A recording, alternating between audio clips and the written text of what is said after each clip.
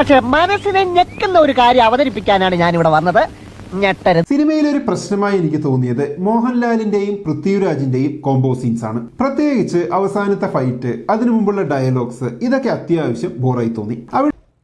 എനിക്ക് ജയ് വിളിക്കാൻ ഫാൻസുകാരെ നിർത്താമെന്ന് പറഞ്ഞിട്ട് ഒരുത്തനെയും കാണാൻ എനിക്ക് തോന്നുന്നത് പുതിയ തൊഴിലുറപ്പ് പദ്ധതി പ്രകാരം ചുമ്മാ നിൽക്കുന്നവർക്ക് 150 രൂപ വെച്ച് കൊടുക്കുന്നുണ്ടല്ലോ.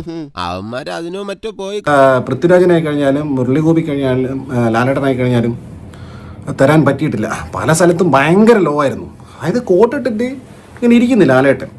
പക്ഷെ ഒരു എന്താണ് കുറേശ്ശി ഇങ്ങനെ എന്ന് തോന്നുന്ന രീതിയിലുള്ള ഒരു പരിപാടി. ഈ ഫാൻസ് എന്ന് പറയുന്നത് വെറും ഫാൻസ് അല്ല, കൊട്ടേഷൻ സംഘം എന്ന് തന്നെ പറയാം. ഞാൻ അവരുടെ നേതാവാ. അയ്യോ അത് ഒരു സൽമാൻ ഖാൻ സെറ്റപ്പ് ബോളിവുഡ് പടം ഫീലാണ് കിട്ടിയത്. പിന്നെ മൊത്തത്തിൽ ഫൈറ്റ് സീൻസ് കുറച്ചുകൂടി ബെറ്റർ ആക്കാമായിരുന്നു എന്ന് തോന്നി. എന്താ അലുവായി മത്തിക്കറിയും പോലെ ഒരു ബന്ധവുമില്ല. പാട്ടും സീൻസും തമ്മിൽ ഒരു ബന്ധവുമില്ല. ലൂസിഫറിൽ മോഹൻലാൽ വാഡ എന്ന് പറഞ്ഞതിന് ശേഷമുള്ള ആ ഫൈറ്റിന്റെ ഇമ്പാക്ട് എമ്പുരാനിൽ ഒരു ഫൈറ്റിലും പേഴ്സണലി കിട്ടിയില്ല. ഒരു കാര്യവുമില്ലാത്ത ക്യാരക്ടേഴ്സ് ആയി പോയി ചിലത്.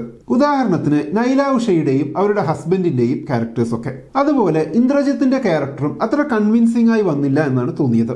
കുറച്ചുകൂടെ മാന്യതയോടെ സംസാരിക്കണം. ഞാനൊരു സെലിബ്രിറ്റിയാണ്, അത് ഓർമ്മ വേണം. ഇത് മഞ്ജു വാര്യരൊക്കെ ഇതില് എന്താ ഭാരതാംബയോ മറ്റേ സ്വാതന്ത്ര്യ ദിനത്തില് ഭാരതാംബ ഉണ്ടാവില്ലേ, ത്രിവർണ്ണ സാരിയെ കൊടുത്തിട്ട് അങ്ങനത്തെ ഒരു എന്ത് കോസ്റ്റ്യൂം, അത് ആരെ ഇതൊക്കെ ആലോചിച്ച് കണ്ടുപിടിച്ച് ഒരു കിരീടം കൂടി വെച്ച് കൊടുത്താൽ ഒരു കുടിയും കൂടെ കൊടുത്തു കഴിഞ്ഞാൽ കറക്റ്റ് ഭാരതാംബ.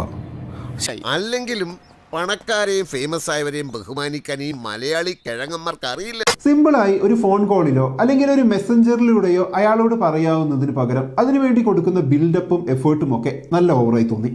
അങ്ങനെ കണ്ടപ്പോഴേ ഭയങ്കര നിരാശയാണ് ഫസ്റ്റ് ഹാഫ് കണ്ട സമയത്ത് ഉണ്ടായിട്ടുള്ളത്. അയ്യോ ഇതും പോയോ എന്നുള്ളൊരു അവസ്ഥ തന്നെയാണ് തോന്നിയിട്ടുള്ളത് ഫസ്റ്റ് ഹാഫ്. പിന്നെ പതിവ് പോലെ നമ്മുടെ പ്രൊഡ്യൂസറും ഒരു കാര്യവുമില്ലാതെ സിനിമയിൽ മുഖം കാണിക്കുന്നുണ്ട്. അങ്ങനെയാണ് എനിക്ക് ഫീൽ ചെയ്തിട്ടുള്ളത്. അതിൻ്റെ മേൽ കൂനിന്മേൽ കുരു എന്ന് പറഞ്ഞ പോലെ ആന്റണി പെരുമ്പാവൂരിനൊക്കെ അദ്ദേഹമാണ് പ്രൊഡ്യൂസർ.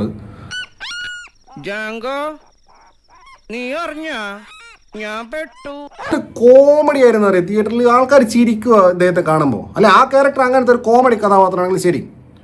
ലൂസിഫറിൽ കുഴപ്പമില്ല, ഇങ്ങനെ കൈപൊന്തിച്ച് കാണിക്കുന്നു, കുഴപ്പമില്ല. കൈപൊന്തിച്ച് കാണിച്ച് റഫ്താര സോങ്ങിൻ്റെ ഇടയ്ക്ക് പോയി. അപ്പം ഞാൻ പൊട്ടനാ? ഇത്രയും ഞാൻ ചെയ്തുകൊണ്ടിരിക്കുന്നു, ഞാൻ പൊട്ടനാ?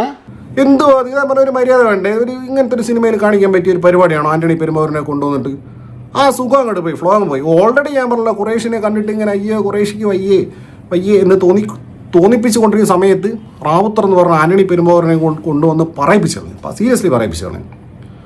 പിന്നെ ഈ അഞ്ചാറബദ്ധമൊക്കെ എല്ലാവർക്കും പറ്റേ. സഞ്ചാരി എന്നൊക്കെ പറഞ്ഞ പാട്ട് ഈ സിനിമയിൽ L2 എമ്പുരാൻ്റെ അകത്തുള്ളൊരു പാട്ട്, ഒരു പരിപ്പുവട സിനിമയിൽ പോലും ഇടാത്ത അത്രയും മോശം ഒരു പാട്ട്. ഇതിൻ്റെ ഇൻട്രോ, ഖുറേഷിയുടെ ഇൻട്രോയ്ക്ക് അകത്തുള്ള കൊടുത്തിട്ടുള്ള സ്കോർ എന്ന് പറഞ്ഞാൽ വളരെ മോശം, വെരി പൂർ എന്നാണ് എനിക്ക് ഫീൽ ചെയ്തിട്ടുള്ളത്. കാരണം ഒരു ഇമ്പാക്റ്റും ഇല്ല ഈ കണ്ട സമയത്ത്. കഴിഞ്ഞ് കഥം ഗയ ഗുഡ് ബൈ. പിന്നെ വീണ്ടും ഈ ദീപക് ദേവ് ഇത് കൊണ്ടുവരുന്ന എന്തിനാ? അധികം പറഞ്ഞ അരിഞ്ഞ് ഞാൻ ആ കാലി പട്ടിക്കിട്ട് കൊടുക്കും.